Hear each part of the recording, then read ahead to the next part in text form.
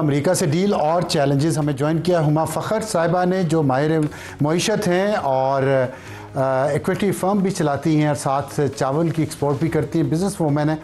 इनसे बात करेंगे। और जो यहाँ पे एक मिक्स फीलिंग्स है, बाज़ लोग कह रहे हैं कि बड़ी अच्छी डील है, ज़ाहिर हुकूमत की तरफ से यही कहा जा रहा है, लेकिन जो इंडिपेंडेंट ऑब्जर्वर्स हैं ख़ास तौर पे इकॉनमी के, उनके ख्याल में डील बहुत अच्छी नहीं है। और उसकी वजह यह है कि ज़ाहिर है इंडिया के साथ अगर आप मुकाबला करेंगे तो 29% सब पे टैक्स आयद किया था अमेरिकी सदर ने, पाकिस्तान भी इंडिया भी। इंडिया पे 25% अभी भी है, लेकिन पाकिस्तान पर 19% किया गया है। बांग्लादेश, वियतनाम, श्रीलंका जो पाकिस्तान के कंपेटिटर्स हैं, उन पे 20% टैक्स आयद है। इसलिए कहा यह जा रहा है कि पाकिस्तान को इसका फ़ायदा होगा, लेकिन कितना फ़ायदा होगा जब पाकिस्तान में बिजली बांग्लादेश से 40% महंगी है, एक्सपोर्ट्स पर 62% टैक्स पाकिस्तान ने आयद किया है, और इसके अलावा बांग्लादेश से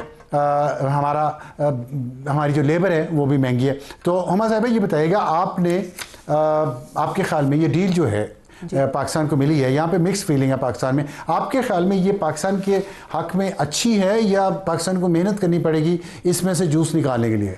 अब्सार साहब, पहली चीज़ तो ये मेहनत के बगैर तो कुछ भी नहीं आएगा। So the big question is कि हम इस डील को मोबिलाइज कैसे करते हैं। अगर आपका सवाल पूछें कि ये अच्छी डील है या नहीं, आई think it's an excellent deal. और उसकी ये वजह है कि ये कोई स्टेटमेंट नहीं है कि हम $5 बिलियन, $10 बिलियन लेके आ रहे हैं, या हम कोई ग्रांट में इजाफा कर रहे हैं, या हम बेगिंग बोल में डाल रहे हैं। हम एक रियल डील की बात कर रहे हैं, trade deal with 4-5 targeted sectors. अब ये डेवलप अनफोल्ड कैसे होती है और आगे डिटेल्स क्या आती हैं वो देखनी पड़ेंगी। But if you ask me, I think 5 तिहाई के बाद एक टेबल के अक्रॉस बैठ के हमने बेगिंग नहीं की, एक डील आई है। ये भी बात दुरुस्त है कि we were at the right time at the right place, ये उसका एक प्रोडक्ट है। But how can we go forward from here when we are able to turn this page? ये एक हमारे आपके ये हिस्टोरिकल हो सकता है अगर हम थोड़ा सा अपने आप को we put our act right. So I think it's a great deal. मैं इस बात से मुत्तफिक हूँ कि आपने कहा कि 50-60 साल बाद हमने क्रॉस द टेबल बैठ के बेगिंग नहीं की, ट्रेड डील की है। गुड इनफ, एक्सलेंट डील तो मैं नहीं समझता ये है। जबकि हम देखते हैं कि पहले 10% टैक्स, अब 19, हम उस तरह से देखें ना, हम ये ना देखें 29 से 19 पे, 10 से 19 पे चला गया। हमारे यहाँ बिजली की प्राइस ज़्यादा है, हमारे यहाँ टैक्सेस बहुत ज़्यादा हैं।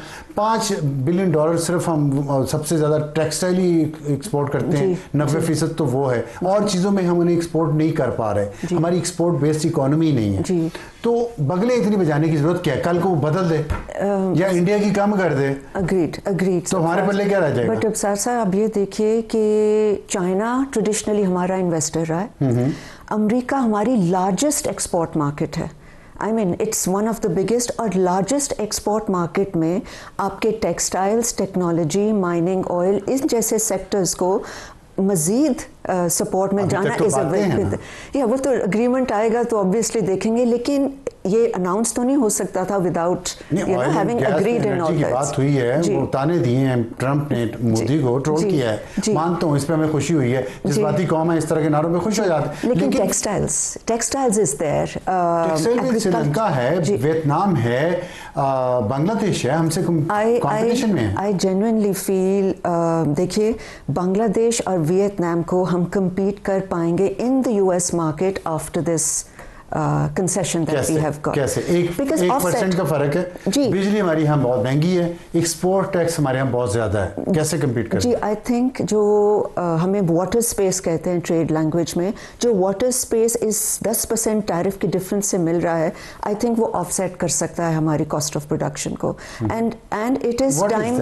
वाटर स्पेसेस के आम लोगों जी ऐसा है कि आप compete नहीं जब कर पाते तो आपको फिस्कल स्पेस जैसे कहते हैं, उस तरह से ट्रेड में स्पेस मिल जाती है कि आपने टैरिफ कम कर दिया या नॉन टैरिफ बैरियर कम कर दिया ताकि आप इक्वल प्लेइंग फील्ड पे आ सके। नहीं, उन्होंने हमारे तो कोई नहीं किया। जो रिलेटिवली आया, I think it will really benefit. 19% जी, it's really, I mean I personally think it's a great deal. I really think कि अगर हम, प्रॉब्लम हमारी मार्केट एक्सेस अब नहीं रही। क्योंकि रीजन में उन्होंने हमें मार्केट एक्सेस सबसे अच्छी दे दी। प्रॉब्लम हमारी रही है सप्लाई साइड डिमांड, हमारी अपनी प्रॉब्लम जो हमारे सप्लाई साइड कॉन्स्ट्रेंट्स हैं। अगर हम उनको नहीं कर पाते then of course it is as useless as anything. चलिए, मैं आपके ऑप्टिमिज्म को चैलेंज नहीं करना चाहता, आप मुझे बताएं, आपने कहा सप्लाई साइड पे हमारे चैलेंजेस है, क्या है बताएंगे? हम हमारे अपने अंदर क्या मसले हैं? जी अबसार साहब, जो अभी डे एंड एज चल रहा है, सबसे बड़ी चीज़ लॉजिस्टिक्स। हमारी लॉजिस्टिक्स का इंफ्रास्ट्रक्चर इतना पुअर है कि अगर हमने माल बना भी लिया है तो कॉस्ट ऑफ लॉजिस्टिक्स इतनी ज़्यादा कि वहाँ पहुँचने तक हम in any case expensive. You mean कि ट्रांसपोर्टेशन यहाँ हम फैसलाबाद में, लाहौर में जब प्रोडक्ट बनी है उसे कराची पोर्ट तक पहुँचाने में, जी वो एब्सोल्युटली पेट्रोल की प्राइसेस कम होनी चाहिए। नहीं, वो भी है, ट्रांसपोर्टेशन इंफ्रास्ट्रक्चर बहुत पुअर है। आपको एक एग्जांपल देते हैं, चावलों वाले प्रोडक्ट में हमारा जो कंपेटिटर है वो एक सब्सिडी देता है जो आपको कहीं नज़र नहीं आती, बिकॉज ढूंढ के भी समझ नहीं आती। It's called subsidy on wheels. तो जो भी प्रोडक्ट उनके कंपनी के वेयर हाउस से पोर्ट तक, उस पर मैसिव सब्सिडी मिलती है। कहाँ? गवर्नमेंट की तरफ से? अब हुकूमत की तरफ से। अब आप बताएं। इंडिया? जी वो भी एब्सोल्युटली। वो भी, और कौन सा? और भी, लेकिन इंडिया बेसिकली। वो कैसे देते हैं सब्सिडी ऑन व्हील्स, जरा समझाएंगे ये कॉन्सेप्ट? कि जो भी आपकी कॉस्ट आ रही है आपके वेयर हाउस से लेके आपके पोर्ट तक, उस पे आपको सब्सिडी देते हैं। वो शुगर में भी है, वो टेक्सटाइल्स में बहुत ज़्यादा है, राइस में भी है। हमारे करप्शन नहीं है पहले ही वो फिर एक और स्टोरी हो जाती है। लेकिन ऐसा नहीं है कि हम कम्पीट नहीं कर सकते। आप अभी देखिए, आई थिंक गुल अहमद को अभी I can't recall the name of the largest brand in the world, उनको अभी उसका बेड लिनन होम टेक्सटाइल्स बनाने का कॉन्ट्रैक्ट मिला है। रोबेतो का उनको वो मिला है। So it's a huge thing, we can do it, except SMEs का इकोसिस्टम पुअर है।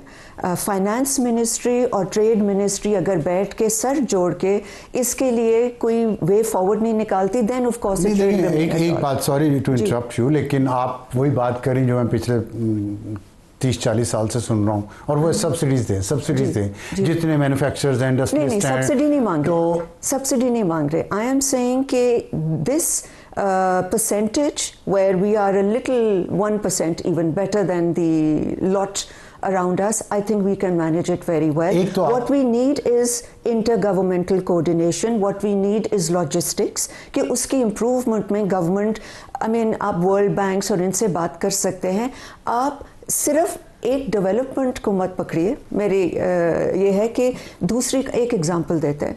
जब US बहरीन का से हुआ फ्री ट्रेड एग्रीमेंट, तो उन्होंने सिर्फ पैसे पकड़ के SME को नहीं डाल दिए थे कि इनको बहुत लॉस होने वाला है, या सिर्फ एक सफरिंग पावर्टी लेवल में नहीं डाल दिए थे। उन्होंने कैपेसिटी बिल्डिंग में बाकियों से भी ऑर्गेनाइज किया, मल्टीलैटरल ऑर्गेनाइजेशंस। बहरीन में जी एग्जैक्टली, एंड इतना सा बहरीन 25 करोड़ की बात है। जी बट हम अमाउंट्स तो हम कहाँ से कैपेसिटी बिल्डिंग 25 करोड़ की करें? 25 करोड़ की नहीं हो सकती, लेकिन जो एक्सपोर्ट कर सकता है।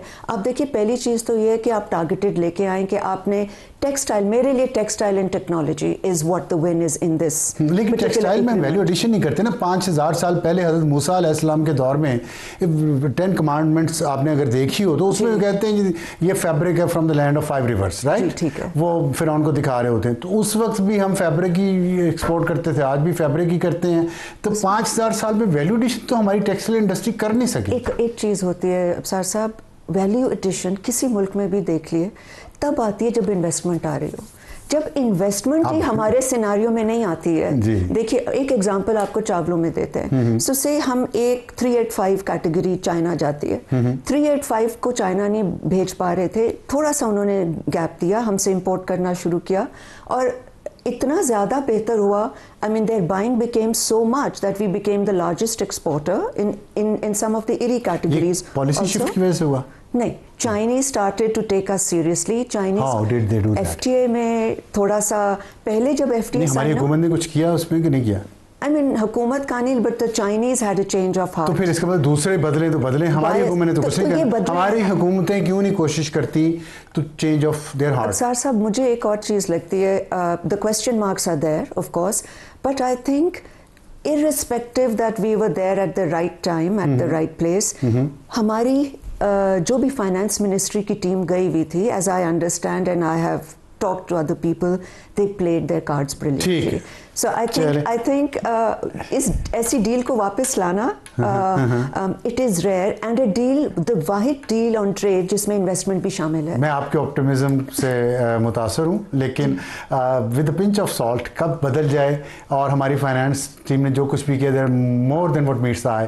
बहुत कुछ पीछे और भी चल रहा है, geo strategic, geo political and geo economic, और उसमें इंडिया के साथ जो ट्रम्प की मोहब्बत ख़त्म हुई है उसका बहुत बड़ा रोल है.